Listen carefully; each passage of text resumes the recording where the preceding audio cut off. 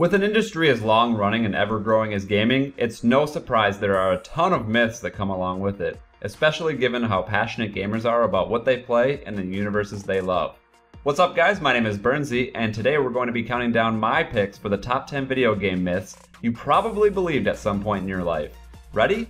Let's get started. We are running a $200 Amazon gift card giveaway the entire month. All you have to do to enter is like this video, be subscribed, turn on your notifications, and comment why you want to win with your Twitter handle attached.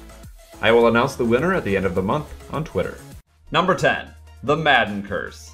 You probably all know about the Madden Curse. If you're a pro football player and you get on the cover of Madden, you're destined to have a terrible season that year.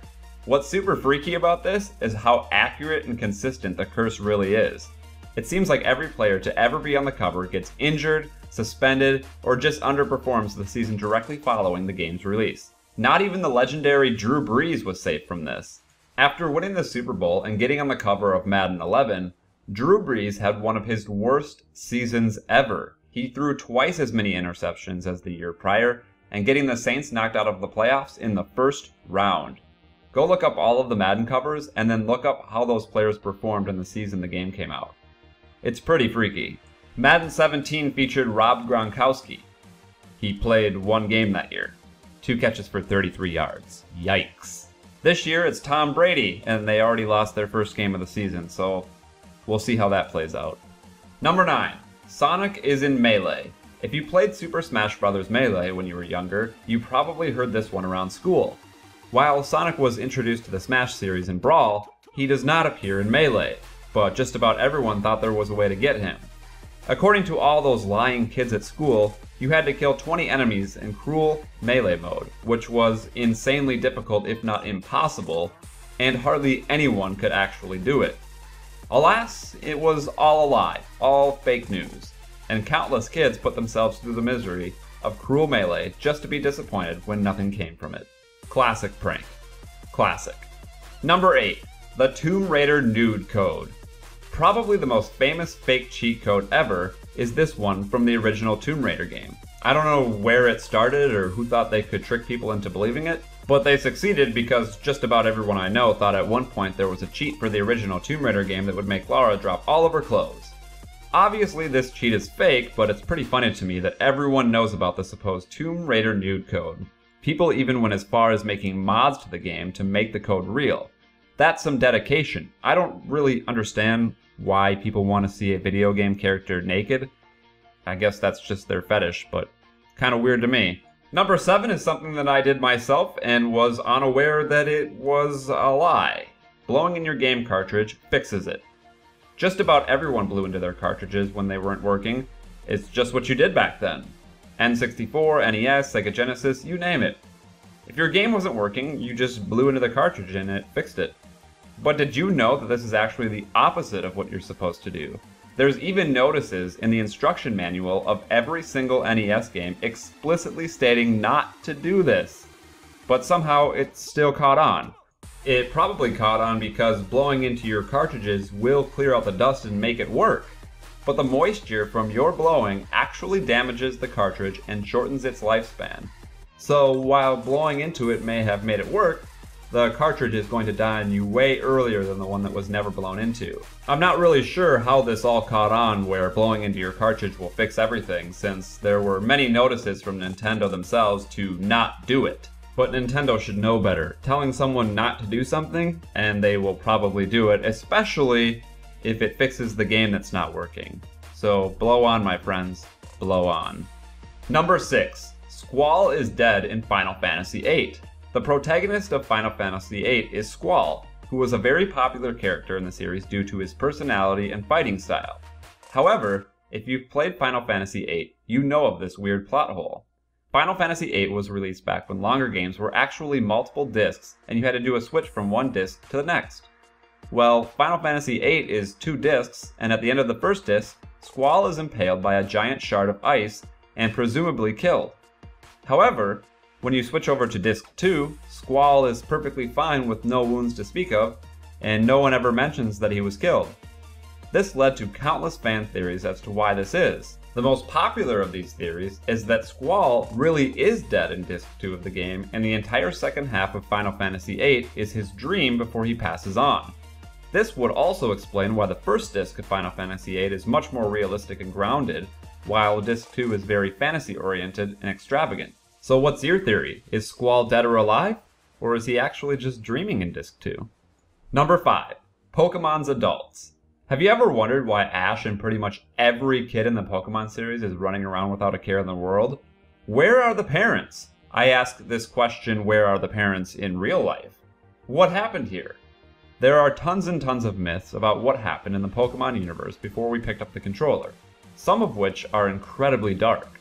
There are a few brief references to a war throughout the first Pokemon game, mainly from the character Surge, leading many to think that all of the parents went off to serve, leaving the children to care for themselves.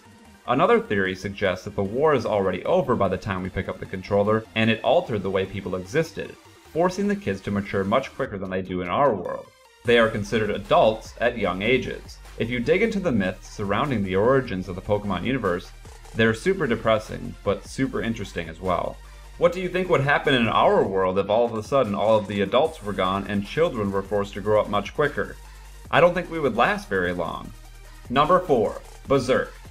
There once was an arcade game called Berserk, which is now known for this story. In 1981, a 19-year-old named Jeff Daly set the Berserk high score at his local arcade with 16,660 points. However, he died shortly after of a heart attack.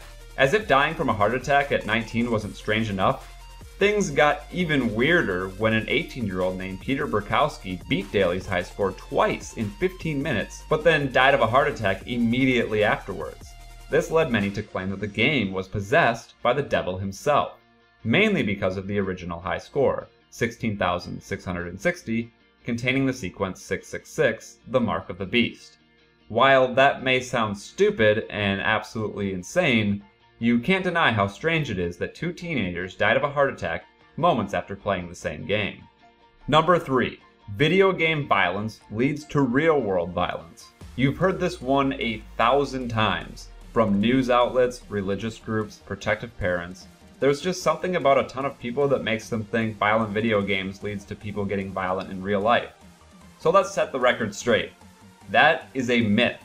There is no credible evidence to back up that statement, and if it were true, there would be millions and millions and millions of murderers out in the world because they played Call of Duty or Grand Theft Auto a few times. Video games don't make people violent, and I think it's about time that that myth died out for good. It's such an outdated mentality to have. Video games are an escape from reality. It's to get away from the real world troubles. So if you had someone that has sociopathic or psychopathic thoughts, wouldn't you rather them take that out in a fantasy world than the real world? Number 2. The Pokemon suicide spike. This one is incredibly dark, and while it's probably not real, it's still very, very weird. When the original Pokemon games were released, there was coincidentally a massive spike in child suicides at the same time. However, according to some investigations, the children did not become ill or suicidal until they reached Lavender Town, which apparently had a musical score that messed with their heads. This may sound ridiculous, but it was actually a big enough deal for the music to be changed for the international release of the game. If you go back and listen to the original version of the Lavender Town music, it's super creepy, especially given the myths surrounding it. And the number 1 spot for the top 10 video game myths that everyone believed is Kill Switch. Perhaps the strangest myth ever, Kill Switch was a Soviet game supposedly developed by Carvina Corporation. And I say supposedly developed because it's actually not known who made it due to the sheer lack of copies and records. Released in 1989, it was a horror game in which you would try to work your way out of a coal mine, but upon finishing the game, it would be deleted from your hard drive. Due to this, hardly anyone ever finished it, because why would you finish a game that would just delete itself when you did? And this also became the main reason why there are so few copies remaining. A Japanese man named Yamamoto Ryuichi managed to get a copy of this game for $733,000.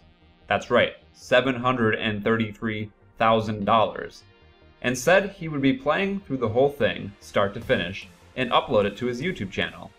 but the only video he ever uploaded was of him weeping into the camera while staring at his computer screen.